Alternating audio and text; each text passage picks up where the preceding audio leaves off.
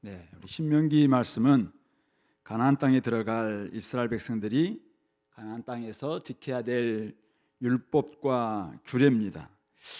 우리가 전혀 생각하지 못한 구체적인 부분에까지 언급되고 있다는 점에서 하나님의 관심사가 얼마나 넓고 세심한지 우리가 알 수 있습니다. 오늘 전에 우리 읽었던 우리 22장 1절부터 30절에서는 특별히 이웃과 관련된, 형제들과 관련된 이런 규정들이 많이 있습니다.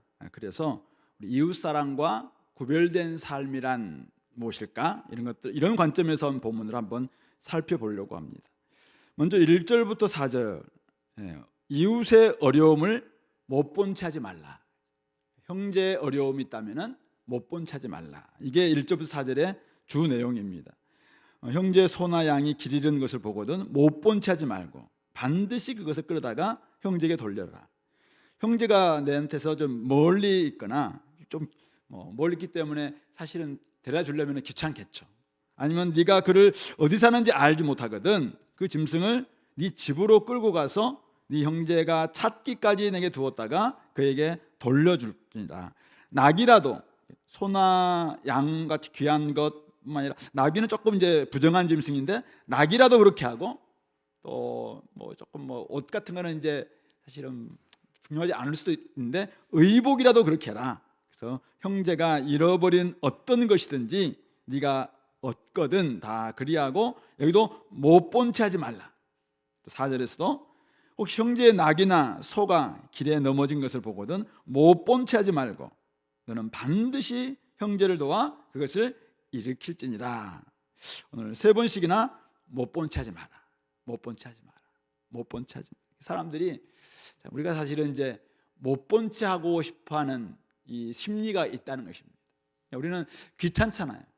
옆에 이웃 형제들인데도 불구하고 형제가 지금 어려움을 당하고 있는데 내가 이렇게 도와주면은 좀 형제를 굉장히 힘이 될 텐데 나도 귀찮으니까 못 본 채 하고 싶은 이 마음이 있잖아요. 근데 그리스도인들은 당시 이제 하나님 백성이죠. 거룩한 백성들은 못 본 채 하는 것 그것은 하나님 백성이 아니다.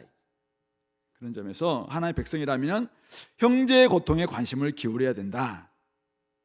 우리 신학이 와도 형제의 궁핍함을 보고도 못 본 채 한다면 그 사람을 하나님의 백성이라고 말할 수 있겠는가? 내가 형제를 사랑한다, 저는 하나님의 형제를 사랑합니다 라고 하는데 형제가 막 굉장히 궁핍합니다. 근데 내가 형제를 사랑해요. 근데 못 본 채. 근데 그게 또 사랑이라고 말할 수 있겠느냐?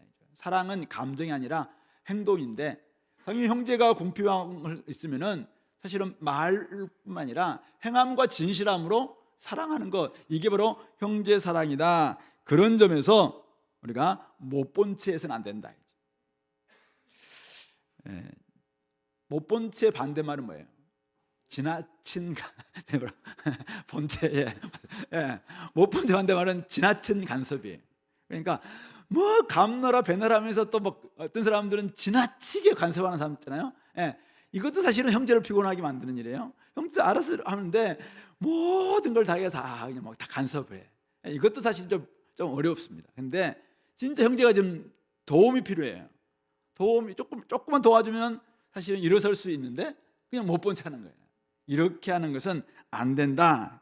어려움을 겪고 있는 우리 형제를 보면서도 그냥 못 본 채하고 지나간다면은 누가 가장 마음이 아플까요?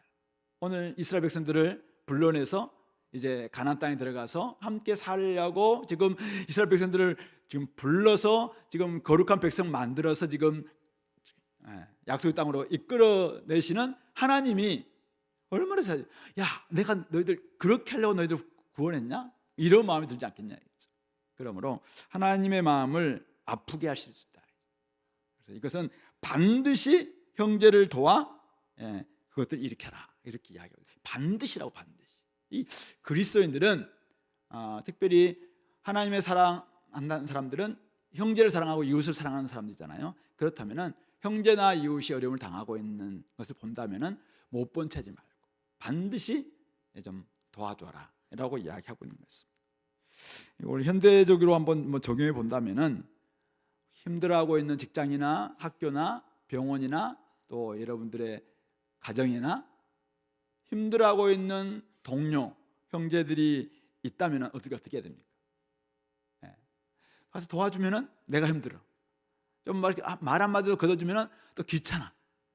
근데 그렇게 하지 말라. 따뜻한 말 한마디라도 더 건네주는 것. 이럴 때 그 형제가 얼마나 이렇게 일어설 수 있지 않겠습니까? 자, 그런 점에서 따뜻한 말 한마디, 격려 한마디, 위로 한마디, 또는 데려가서 밥 한 번 이렇게 사주는 것, 이런 것들 꼭 필요하다. 왕따나 소외당하는 학생들을 볼 때 우리는 이제 어떻게 하고 있는가? 우리 학교도 보면 이제 뭐 나이가 들면은 그런데도 그렇게 하는 사람도 있겠지만은 10대들 보면은 괜히 뭐 왕따시키고, 하지만 이짐에 막 이렇게 시키는 이런 모습들이 있어요. 이럴 때 우리가 어떻게 할 것이냐? 그리스도인들이 용기를 좀 내서 가서 왜 그렇게 하냐? 그렇지 말라고 좀 말리기도 하고, 또 이렇게 편들어 주기도 하고, 그렇게 하는 게 꼭 필요하다. 침묵하지 말라. 침묵하지 말라. 누군가 공격을 받고 있는 모습 보면 참, 이렇게 이제 공격받고 있는 모습 볼 때 우리 같이 가서 이제 말릴 것인가 말 것인가 참 고민할 때가 많잖아요. 왜냐하면은 혹시 나한테 이제 해를 좀 입지 않을까 이런 염려가 있고, 또 내 일이 아닌데 이런 마음이 좀 들어서 우리가 못 본 채 하는 이런 마음들이 정말 생길 때가 많이 있어요. 일일이 우리가 다 간섭할 수도 없지만은 때로는 아무도 없는 가운데 사실은 이렇게 도와줘야 되는데, 그냥 지나갈 때 우리 예수님이 말씀하셨던 그냥 우리 율법사라든지 레위 사람이라든지 이런 사람들도 그냥 강도 만난 이웃 그냥 못 본 채 지나갔잖아요. 그것을 우리가 온전한 이웃사랑이라고 말할 수 없다라고 이야기했습니다. 그런 점에서 강도 만난 이웃, 공격당하고 있는 형제, 이웃, 이런 사람들을 향해서 우리가 어떻게 할 것인가? 못 본 채 하지 말고 조금은 호루라기도 불든지, 아니면은 누구랑 같이 가서 좀 돕든지, 이렇게 해서 좀 도와주라, 그렇게 이야기하고 있는 것이죠. 그런 점에서 우리 이웃사랑은 아주 작은 사소한 것부터 시작하는 거라고 생각합니다. 그래서 우리 작은 가정에서부터 우리 형제 자매들이 어려움 당하고 있을 때 내가 어떻게 도울 것인가? 이제 고3들 이번에 시험도 잘 끝났으니까 시험 끝나고 난 다음에 우리 여러 형제들 있을 때 내가 형제들한테 좀 어떻게 하면 좀 형제 사랑을 실천할 수 있을까? 한번 이렇게 연구 좀 해보세요. 연구 좀 해서 성경에서 말하고 있지 않지만은 이런 부분들 내가 좀 도와줄 수 있겠다. 이런 것을 한번 적용해 본다면 참 좋겠다, 이런 생각이 듭니다.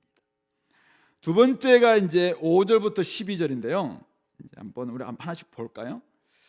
여자는 남자의 의복을 입지 말 것이요, 남자는 여자의 의복을 입지 말 것이다. 이걸 이제 오늘날 2025년의 관점에서 본다면은 요즘 뭐 남자 여자 옷이 어디 있냐고 이렇게 볼 수 있는데요. 당시 때는 남자는 남자, 여자는 여자, 명확한 구분이 있었던 그런 시대입니다. 그리고 이제 이것은 당시의 그 문화 속에서 남자가 여자 의복을 입고 여자가 남자 의복을 입는 것 자체는 성 정체성 자체가 이제는 굉장히 어지럽혀지는 겁니다.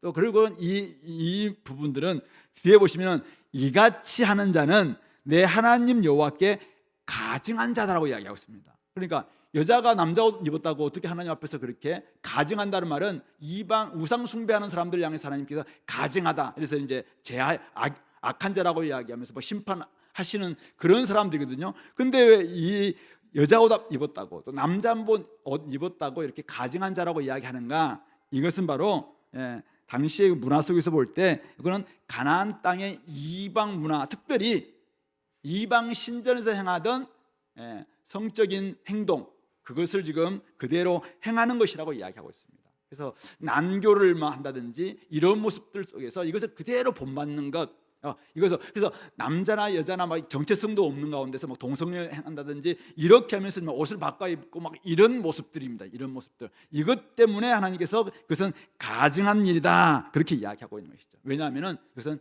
창조 질서를 어지럽히는 것이기 때문에 그렇습니다. 그래서 창조 질서를 어기는 바로 그것은 죄고 가증한 죄다, 그렇게 이제 말씀하면서 그렇게 하지 않도록 조심하라라고 말씀하고 있는 것이죠. 두 번째는 길을 가다가 나무 위나 땅에 있는 새 보금자리 봤는데 새 새끼나 알이 있고 어미새가 있어요. 근데 이제 새끼나 알도 가져올 뿐만 아니라 어미새까지도 가져와서 다 잡아먹으려고 하는, 이래서는 안 된다는 거예요. 그러면서 어미는 여기도 반드시 놓아주라. 어미는 반드시 놓아주라. 새끼는 취해야 된다. 그리하면은 네가 복을 누리고 장수하리라. 그렇게 이야기하고 있습니다. 하나님 백성은 이웃에게 자비를 베풀 책임이 있습니다. 우리는 하나님을 닮은 자녀들이기 때문에 이웃에게 자비를 베풀어야 될 그런 사명, 책임, 또는 원래 그것이 우리 마땅한 모습입니다. 근데 그 범위가 단지 형제 이웃뿐만 아니라 어디까지? 피조물에까지 확대된다라는 것을 말씀하고 있는 것이죠. 그러면서 어미새가 계속 알을 까고 새끼를 낳아서 결국 생육하고 번성하라고 하셨던 하나님의 명령이 계속 이렇게 준행될 수 있도록, 어미새가 만약 어미새를 잡아먹는다면 더 이상 이제 알을 낳지도 않고 새가 번식할 수도 없는 이런 상황이 될 거잖아요. 그런 점에서 종족을 보존할 수 있도록 배려해줘라, 그렇게 이야기합니다. 이렇게 하는 것이 단지 그것은 배려를 하고 자비를 베푸는 행위일 뿐만 아니라 그 뒤에 있는 게 중요한데요. 그리하면 네가 복을 누리고 장수하리라.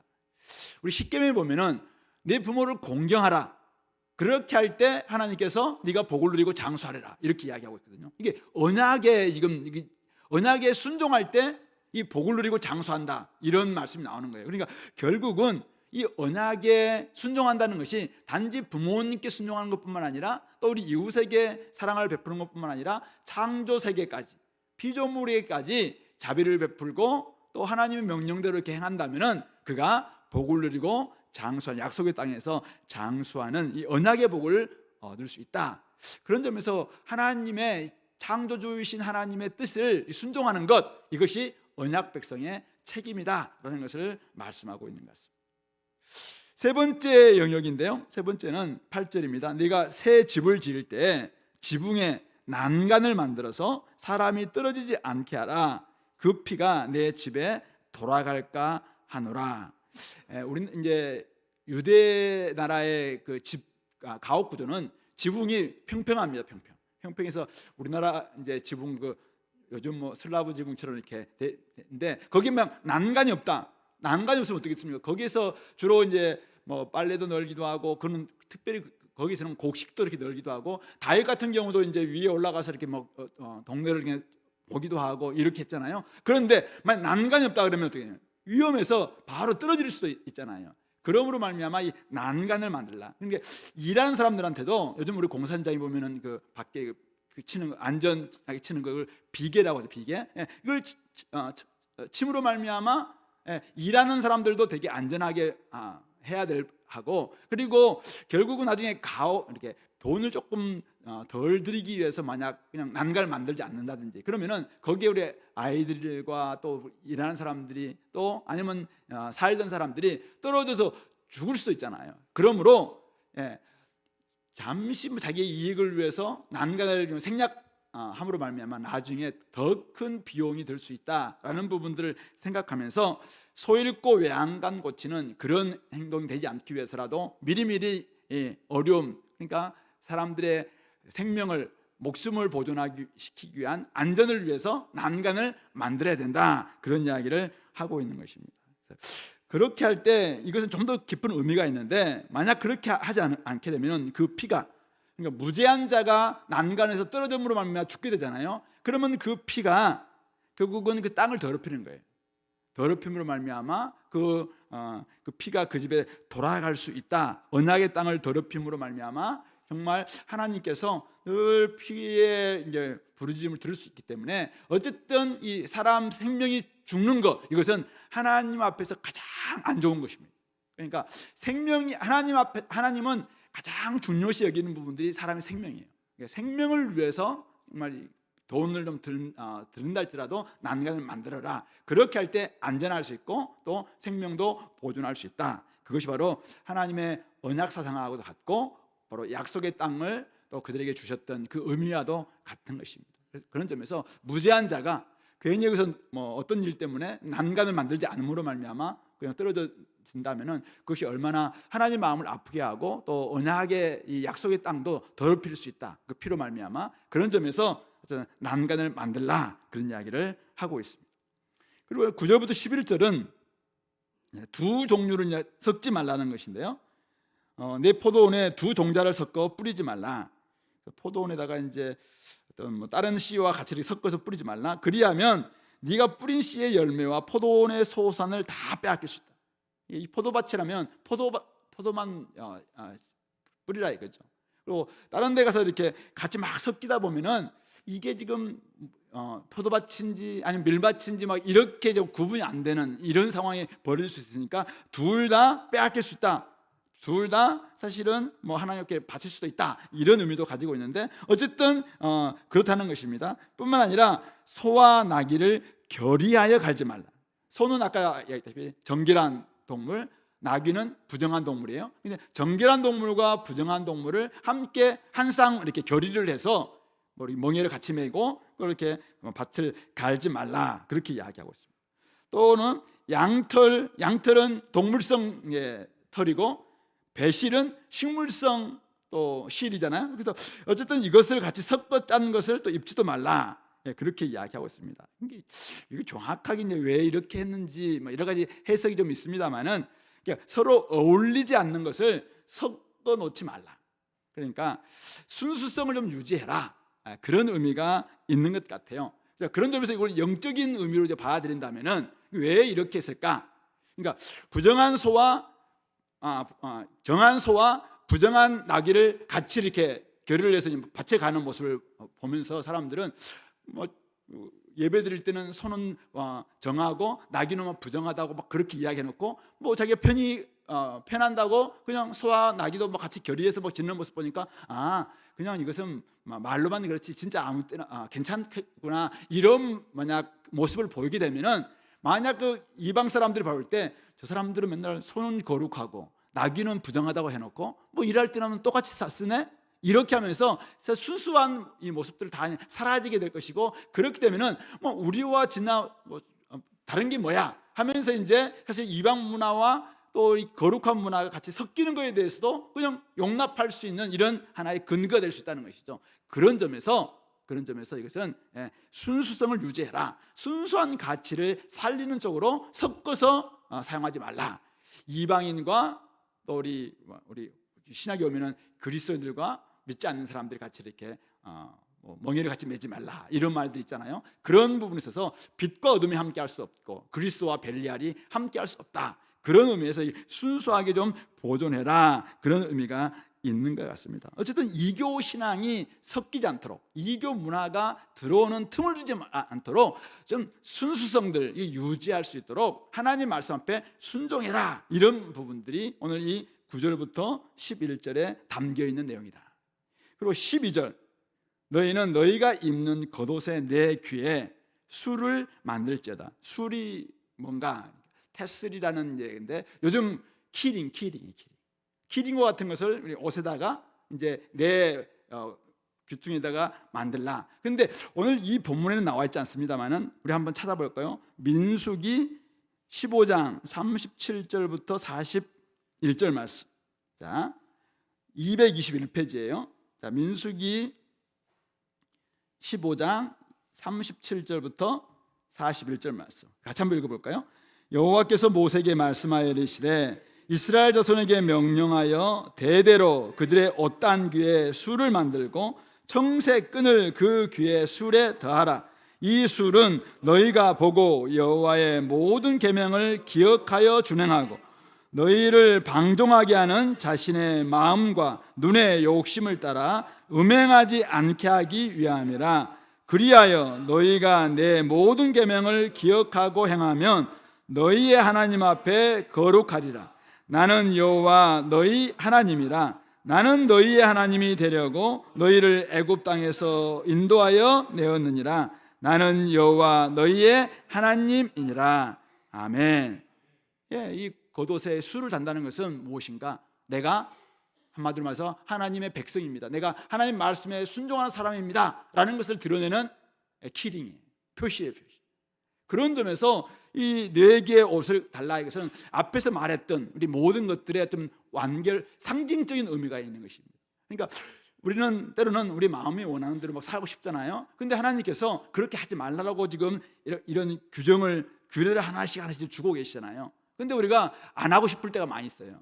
우리도 세상 편하게 그냥 소나 낙이 같이 결의해서 좀 밭갈고 싶기도 하고, 때로는 어떻게 해요? 그냥 새도 좀 어미새도 같이 먹고 싶기도 하고, 때로는 앞에서 봤던 것처럼 그냥 남자 옷도 있고 그냥 여자 옷도 있고, 요즘 뭐 유니섹스 해가지고 같이 그런 것도 없는데 그냥 이렇게 하고 싶고 이런 마음이 들 때마다 이 수를 보는 거예요. 수를 4개 딱 있는 이 수를 보면은 이 술에 하나님 말씀들이 막 기록되어 있거든요. 아, 내가 누구냐? 나는 하나님의 계명에 순종해야 될 하나님의 거룩한 존재다라는 것이 이 수를 볼 때마다 이들이 깨닫게 만드는 거예요. 아, 나에게 이러한 은혜를 주신 분이, 나로 이렇게 살게 하신 분이 나를 구원하신 하나님이시구나. 이 땅 가운데서 이방 문화에, 세속적인 문화에 물들지 말도록 끊임없이 거룩하게 살도록 만드신 분이 나를 구원하신 하나님이시구나. 이 수를 볼 때마다 그것을 깨닫게 된다는 것입니다. 그렇게 하라라고 이야기하고 있는 것입니다. 그렇게 할 때 이 하나님 백성다운 거룩함들, 바로 이 구별됨을 유지할 수 있다. 오늘 그렇게 말씀하고 있는 것이죠. 그런 점에서 오늘 5절부터 이 12절은 바로 창조 질서, 창조주 하나님의 뜻을 보존하는데 힘써야 된다라는 것을 우리에게 말씀해주고 있는 것 같습니다. 하나님께서는 생활의 작은 부분에서도 하나님 백성으로서 거룩함과 구별됨이 드러나기를 원하시고 계십니다. 소극적으로는 이웃에 내가 무관심하지 않기를 주님께서 원하십니다. 좀 더 못 본 채 하지 않는 것, 이걸 하나님 되게 원하신다는 것입니다. 피조 세계에 대해서 우리는 사람들이 막 무분별하게 파괴할 때 우리 그리스도인들은 어떻게 해요? 하나님 백성들은 좀 소극적으로 어떻게 해요?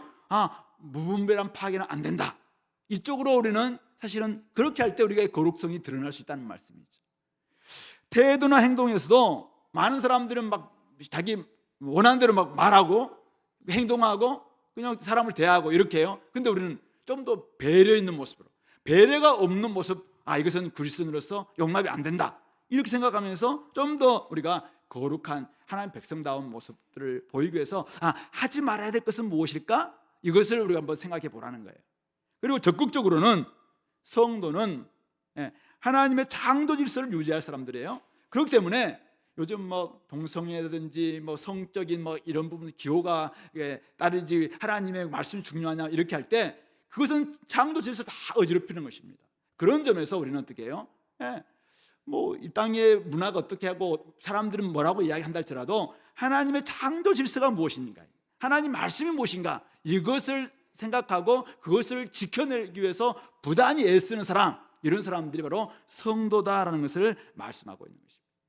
오늘 여기서 계속 이야기하고 있는 것처럼 그렇게 해야지 네가 복을 받고, 그렇게 해야지 이 피가 이 땅을 더럽히지 않게 된다, 이렇게 언약의 입장, 언약 관계 속에서 우리가 해야 될 말씀을 좀 많이 해주고 있거든요. 그런 점에서 우리는 우리가 어떤 일을 해야 되는지, 어떤 일을 하지 않는지, 이런 것들이 단지 내 마음에서 어떤 원함과 원하지 않는 이것이 그런 것이 아니라 언약 백성에게 주셨던 하나님 말씀에 명확하게 우리가 순종하는 것, 이것이 바로 우리가 보여야 될 책임이고 사명이다라는 것을 기억했으면 좋겠습니다.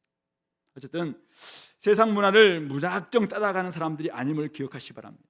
우리는 다른 사람들입니다. 차별성을 가지고 있는 사람들이 바로 그리스도인이고 하나님의 백성임을 기억하시기 바랍니다. 우리 말씀을 대할 때마다 하나님의 사랑과 이웃 사랑으로 이렇게 딱 요약할 수 있는 이 말씀이 오늘 나에게 주어졌을 때 내가 이것을 행함으로 말미암아 내가 하나님의 사랑을 표현하고 있는가? 내가 이걸 이렇게 살아냄으로 말미암아 내가 이웃 사랑을 표현하고 있는가? 이것을 한번 늘 점검할 수 있었으면 좋겠어요.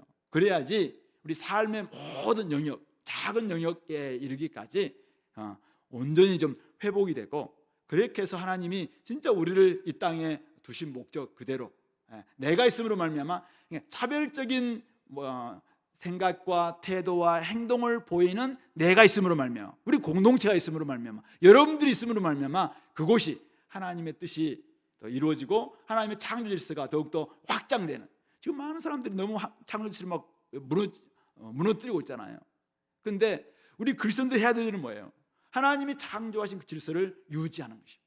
그리고 하나님의 말씀을 지켜냄으로 말미암아 하나님의 뜻이 이 땅에서 다 이루어질 수 있도록 만드는 그런 역할들을 우리가 감당해야 된다. 그런 쪽에 우리가 힘쓰고 애쓰는, 여러분들이 공부를 하고 직장 생활을 하고 또 가정에서 뭘 하든지 간에 내가 이 일을 행함으로 말미암아, 이 일을 내가 하지 않음으로 말미암아 창조 질서가 유지되고 있는가, 내가 이 일을 행함으로 말미암아 하나님의 창조주 하나님, 우리를 구해서 하나님의 뜻이 지금 확장되고 있는가, 이것을 한번 염두에 두면서 내가 말도 하시고 또 생각도 하고 행동 태도도 보일 수 있는 우리 공동체가 될 수 있기를 소망합니다.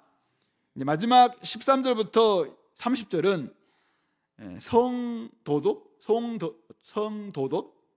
발음도 안 되는데 성윤리 아니면 성과 관련된 규범임들입니다. 성적인 부분에서 구별됨과 거룩함을 굉장히 강조하고 있습니다. 그래서 구체적인 율법 규정을 이렇게 우리에게 말씀하고 있는데, 근데 이것은 이제 실제적으로 정말 일어나고 있었던 그 부분들을 말했다기보다는 지금 나중에 가나안 땅에 들어가게 되면은 이런 일들이 있다면은 이렇게 해라. 그래서 오늘 우리 번역에는 명확하게 잘 드러나지 않지만은 이 문장 앞에 모두 다 히브리어 키라는, 우리 영어로는 if, 만약, 가정에서 지금 말하고 있는 거예요. 그래서 만약 이런 일이 있다면은 이렇게 해라. 그래서 13절부터 21절은 혼전 순결에 관한 규례입니다. 그러니까 첫남방을 보내고 난 다음에 남편이 이제 아내를 굉장히 미워해서 비방거리를 만들고 막 누명을 씌웁니다. 당신 보니까 이미 처녀가 아니네, 막 이렇게 해서 이제 막 누명을 씌우는 경우 어떻게 할 것인가 했죠.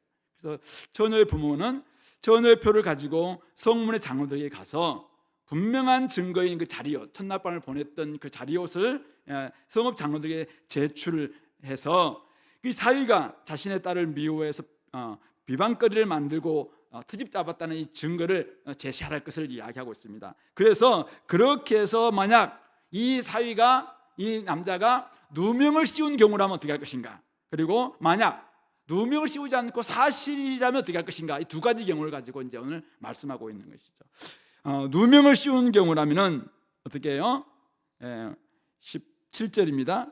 비방거리를 만들고 말하기를 내가 처녀의 힘을 보지 못하였노라 하나 보라 내 딸의 처녀의 표적이 이것이라고 그 부모가 그 자리옷을 그 장로들 앞에 펼 것이요 그 성읍 장로들은 그 사람을 잡아 때리고, 먼저 성읍 장로들이 그 사람을 잡아서 태형, 엄청나게 때리라는 거예요. 태형을 가합니다. 그리고 두 번째, 이스라엘 처녀에게 누명을 씌움으로 말미암아 그에게 은 100세겔을 벌금으로 받아. 원래 신부값은 50세겔이에요. 은 50세겔인데 2배.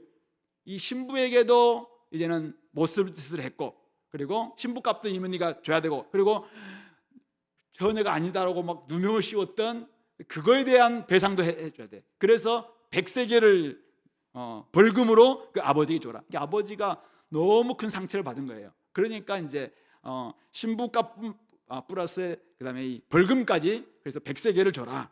그리고 세 번째, 그 여자는 그 남자가 평생에 버릴 수 없는 아내가 되게 해야 된다. 그래서 이제 절대 이혼 못하게 만드는, 이 이제 공동체가 그렇게 하도록 세 가지죠. 그러니까 태형, 그리고 벌금, 또 절대 버리지 못하도록 만드는 이혼 금지까지 딱 이렇게 규정해 주고 있는 내용입니다. 근데 만약 그 일이 참되어서 이제 우리 처녀가 아니었다라는 것이 만약 드러났다면은 어떻게 할 것인가?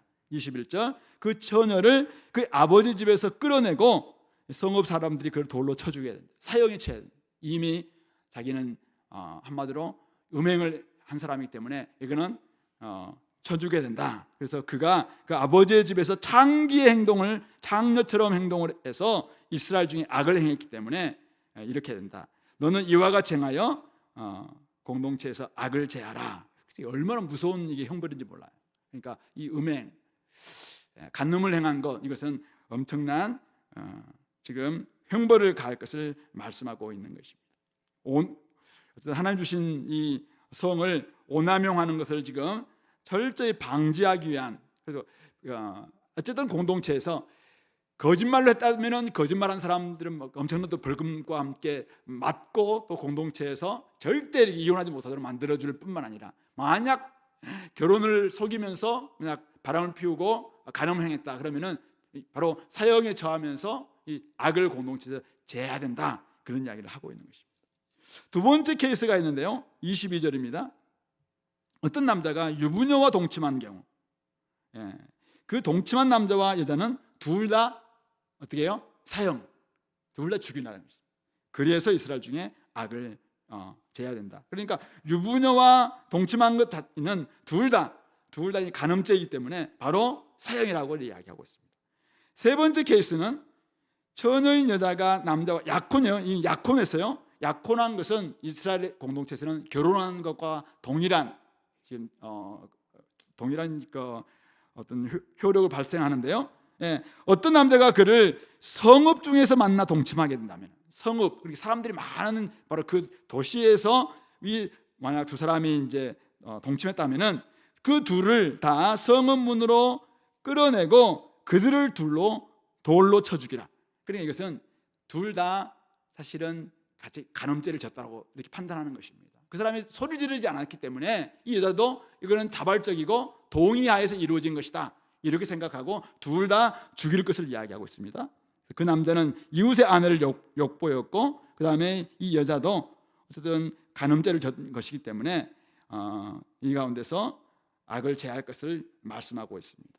그래서 네 번째 케이스가 반대 케이스인데, 이제 어떤 남자가 약혼한 처녀를 들에서 만나서 강간했다면, 이거는 이제 간음이 아니라 강간이라고 이야기하고 있어요.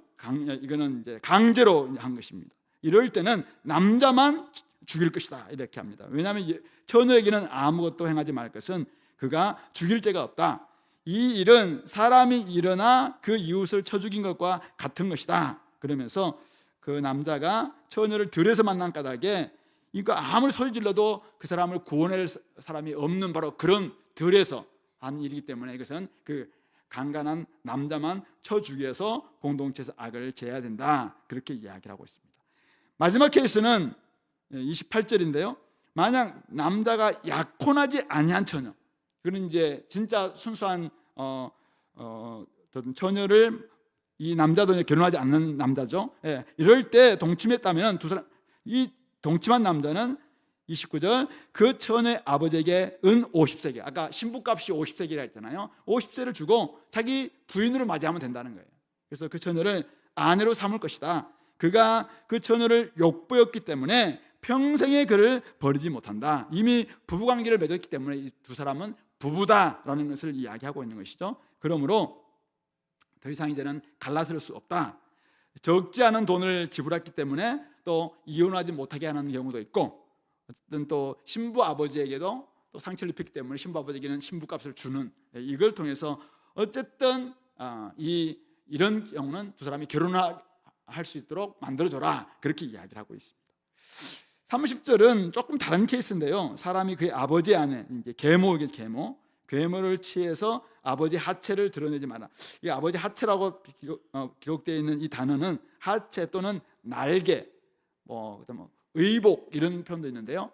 어쨌든 이것은 이제 아버지의 계모를 취한 이 경우도 레위기 20장 11절을 보면은 반드시 죽여야 될 이 근친상간의 죄 중에 하나가 이 죄입니다. 계모를 범했을 경우, 이럴 때도 반드시 이거는 사형에 처해서 공동체에서 악을 제하라라고 이야기하고 있는 겁니다. 이런 경우도 사형죄다라는 것을 이야기하고 있는 것이죠. 그래서 오늘 우리가 수요일에 이제 모여서 이런 말씀을 지금 우리 보고 있는데요. 저도 준비하면서 우리 오늘 어린아이들도 많고 10대들도 많은 이곳에서 이 성경을 하고 있는데 이게 무슨 의미가 있냐. 하나님이 왜 이스라엘 백성들에게 이런 말씀을 주셨는가? 이스라엘 백성들에게 좀 거룩한 공동체가 돼야 된다. 이 성, 이것은 하나님이 우리에게 주신 진짜 귀한 창조의 선물입니다. 이게 타락 이후에 준 부산물이 아니에요. 이 성은 하나님의 창조로 하실 때 주셨던 선물입니다. 근데 어느 경우에 결혼 관계에서 사용하도록 주신 선물이에요. 근데 이 결혼 관계가 아닌 뭐 아까 우리 결혼하지 않는 이미 결혼한 사람과 이런 관계를 맺는다든지 이런 경우에 대해서는 이거는 혼외이기 때문에 절대 안 된다라는 것을 이야기하고 있는 것이죠. 욕망이나 쾌락의 도구가 돼서는 절대 안 된다. 또 이것은 타인의 몸과 마음과 영혼까지도 해치는 것이기 때문에 엄청난 값을 지불해서 그것을 보상하고 배상하지 않으면 안 된다. 어쨌든 이런 부분에서 하나님 주신 귀한 선물임에도 불구하고 그것을 잘못 사용함으로 오용 남용함으로 말미암아 그것이 처음에는 하나님 주신 선이 선하게 주신 거예요. 근데 이 잘못 사용할 때는 악이 될 수 있다는 것이죠. 그러므로 말미암아 이런 모든 악을 공동체에서 제할 것을 말씀하고 있는 것입니다. 오늘 우리 공동체 안에서도 뭐 이런 부분에 있어서 여러분들이 잘 기억하고 계시겠지만은 우리 이런 성은 철저히 결혼 관계 안에서 누리라고 주어진 선물이다. 이것을 좀 기억했으면 좋겠고, 자 그런데 아무리 좋은 것도 잘못 사용하게 되면은 악이 될 수 있다. 그러니까 하나님 주신 성, 하나님 주신 어떤 좋은 게 있어요. 근데 그것이 우리의 욕망과 우리 쾌락이나 또 다른 사람들을 막 좀 해야 하는 어떤 도구로 사용될 때 이것이 악이 될 수 있어요. 그런 악은 오늘 반복적으로 이야기하고 있는 게 뭐예요? 오늘 그죠? 21절에서도 이와 같이 행하여 너희 가운데 악을 제하라. 22절에서도 이스라엘 중에 악을 제하라. 25절에서도 너희 가운데서 악을 제하라. 그렇게 이야기하고 있습니다. 이렇게 계속해서 이것은 악한 것이다 라는 것을 말씀하고 있는 것이죠. 그런 점에서 참 하나님 우리에게 주시는 것이 참 귀한 선물이 많은데 이것을 잘못 사용하게 될 때 악한 것이 되어서 우리 공동체를 어지럽힐 수 있고 거룩하게 만들지 못할 수도 있다. 거룩해야 될 공동체가 세속적인 공동체가 될 수도 있다라는 것을 명심하시기 바랍니다.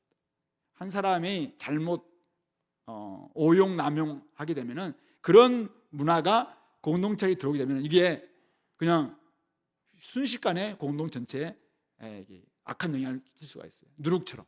그런 점에서 이것을 조심해야 됩니다. 아가서에 보면은 아가서도 이제 우리 부부를 위해서 남녀의 사랑을 아주 노래한 아름다운 사랑의 노래인데 거기 보면은 포도원을 허는 작은 여우를 잡아라라고 이야기하고 있어요. 그러니까 부부가 함께 만들어가는 두 사람의 관계, 결혼 관계를 포도원이라고 이야기하고 있는데 이 포도원에 누가 이 포도원을 망치냐면은 엄청 큰 여우가 망치는 게 아니라 조그만 여우 한 마리가 이 포도원을 망칠 수가 있다는 것입니다. 이 작은 여우 한 마리를 우리가 용납할 때, 시기 질투 이걸 용납하게 될 때, 아니면은 조금 오남용한 성적인 문화 이것을 그냥 방치하게 될 때, 왜곡된 성을 그냥 우리가 세상적인 문화라고 생각하면서 그것을 그냥 방치하게 될 때, 결혼 관계, 공동체 관계도 굉장히 흐트러질 수 있다라는 것을 말씀하고 있는 것입니다. 그런 점에서 오늘날 이제 이런 성과 관련된 부분에 있어서는 성적 자기 결정권이 중요하다. 이런 것들 이런 이야기를 많이 해요. 무슨 말인지 잘 모르겠지만 어쨌든 자기가 결정한 것이기 때문에 간음도 괜찮고 괜찮다. 그것은 성적인 부분에서도 자기가 결정하는 게 중요하지. 그러므로 이게 왜 죄냐? 그래서 간음죄도 없애고 간통죄도 없애고 이런 모습이 있잖아요. 근데 아무리 세상이 있잖아요. 그렇게 한다 할지라도 우리는 성경은 뭐라고 이야기하고 있냐? 성경. 많은 사람들이 이런 성적 자기 결정권이라는 그 미명하에 이름으로 방종을 미화시키는 경우도 있거든요. 자기가 사실은 하나님 앞에서 충분히 절제해야 하고 해야 되는데 절제하지 못하고 방종했어요. 근데 이것은 나의 성적인 자기 결정권이다. 이렇게 하면서 그것을 합리화하려고 하는 이런 문화가 지금 우리 가운데 있다는 것이죠. 하나님의 관점에서 보면은 철저히 이것은 악한 부분이잖아요. 그런 부분들을 우리가 미화해서는 안 된다는 거예요. 이런 문화에 대해서는 철저히 우리는 배격할 수 있어야 된다. 그렇지 않으면은 거룩한 공동체 지켜낼 수도 없고 이 순수한 가정도 지켜낼 수가 없는 것이고 우리 자녀들도 사실은 엄청난 상처 피해를 당할 수 있다라는 사실을 기억했으면 좋겠습니다. 오늘 우리 이곳에 이제 우리 10대들 많이 있어요. 한참 뜨거운 우리 지체들. 우리 성경에서 있잖아요. 우리 이런 성은 철저히 결혼 관계에서 이것을 사용하도록 주신 하나님의 선물입니다. 이런 부분들을 아직 결혼하지 않는 가운데서 이것은 하지 않도록 굉장히 조심해야 될 것이고, 철저히 이것은 여러분들이 잘 지켜서 나중에 언제 결혼할 거예요, 여러분들? 30살, 35살 막 그때까지 어쨌든 이게 잘, 나중에 내가 만날 그 배우자, 그 사람을 위해서 내가 잘 준비하고 정말 하나님 앞에서 잘 가꾸고 그렇게 해야 한다는 것이죠. 그렇지 않고 오늘날 인터넷에 그냥 SNS나 또 유튜브에서 막 그냥 홍수처럼 퍼지고 있는 이런 모습에 그냥 너무 노출된 나머지 그렇게 나아가게 됐을 때 나중에 나만 불행해지는 게 아니라 가정도 불행해질 수 있고 여러 사람들도 불행해질 수 있다라는 것을 우리가 기억했으면 좋겠습니다. 결혼 관계에서 남편과 아내는 상호 존중하고 피차 복종해서 서로 섬겨야 된다. 어쨌든 중요한 것은 우리는 하나님의 신실한 언약 백성입니다. 그런 점에서 바로 이 성과 관련된 부분에서도 이 신실성을 지켜내야 된다. 그래서 이 신명기에서 또 당시에 워낙 그 이방 문화, 이 가나안 문화 자체가 성적으로 타락한 문화였거든요. 거기서는 막 그 우상 숭배 현장에서도 막 잘못된 모습들이 많이 있었기 때문에 그런 부분에서 이것을 철저히 좀 차단하기 위해서 이렇게 말씀들을 주셨습니다. 오늘날도 악하고 음란한 세대 가운데서 우리 그리스도인들이 신실하게 살아내기 위해서는 이 말씀들을 여러분들이 잘 좀 기억하면서 이 어떤 원리를 우리가 가지고 살아갈 것인가 이것을 아시고 그렇게 살아가는 우리 공동체가 될 수 있기를 바랍니다. 말씀을 맺겠습니다. 오늘 신명기 22장 모든 명령은 한 가지로 요약됩니다. 한마디로 너희는 거룩한 백성이니 세상과 구별되어 거룩하게 살라. 바로 이 말입니다. 우리는 세상 가운데 들어가게 될 거예요. 그러나 세상 문화에 동화될 생각하지 말고 좀 구별될 생각이에요. 우리는 거룩하게 살아야 된다. 이 말씀을 해주고 있는 것입니다. 이웃의 형제 잃어버린 것을 보고 좀 잘 돌볼 줄도 알고, 넘어진 자들을 본다면 일으켜줄 줄도 알고, 또 우리의 옷차림에서부터 또 다른 사람들의 안전을 위한 우리의 수고까지, 또 가정의 순결에 이르기까지 내가 정말 하나님을 닮은 거룩함, 신실함을 어떻게 드러낼 수 있을까, 이런 것들을 한번 생각해 보시면서 아까 그 12절 말씀 가운데에 딱 있는 이 12절 말씀, 여러분들이 입는 겉옷의 내귀에 술을 만들고 다니면 좋겠다. 여러분들의 키링, 나름대로 눈에 보이지 않는 키링도 괜찮아요. 근데 여러분들 몸이 하나님의 키링과 같은 존재가 됐으면 좋겠습니다. 술 딱 보면은 말씀 다 기록, 나의 모습이 하나님께 그냥 하나님의 키링이에요. 그래서 딱 보니까 거룩한 존재, 나는 말씀대로 사는 존재입니다. 저는 그리스도인입니다. 저는 하나님이 내 삶의 진짜 주인입니다. 이런 것들을 드러내는 상징적인 그런 모습으로 여러분들이 말하고 행동하고 또 가정에서, 학교에서, 또 직장에서, 교회에서 살아낼 수만 있다면 여러분들 성공하는 것이라고 생각합니다. 그런 점에서 여러분들이 그런 모습 잘 보여서 많은 사람들에게 선한 영향력, 구별된 또 거룩한 문화를 잘 이끌어가는 우리 공동체가 될 수 있으면 좋겠습니다. 같이 한번 기도할까요? 오늘 좀 말씀을 생각하면서 하나님이 우리에게 이웃을, 형제를 사랑하고 또 창조주 하나님의 뜻을 잘 지키고 또 거룩한 문화를 만들어내라고 하는데 나 혼자는 참 어려운 것 같습니다. 이럴 때 주를 깨끗한 마음으로 부르는 사람들과 함께 이 공동체 안에서 이런 문화를 잘 만들어가게 되려고, 하나님 아버지, 내가 이런 부분들은 자꾸만 넘어지는데 하나님 이 부분에서도 거룩하게 구별된 모습들을 잘 확보함으로 하나님의 영광을 올려드리는 그런 삶 살게 되려고 같이 한 목소리로 기도합시다.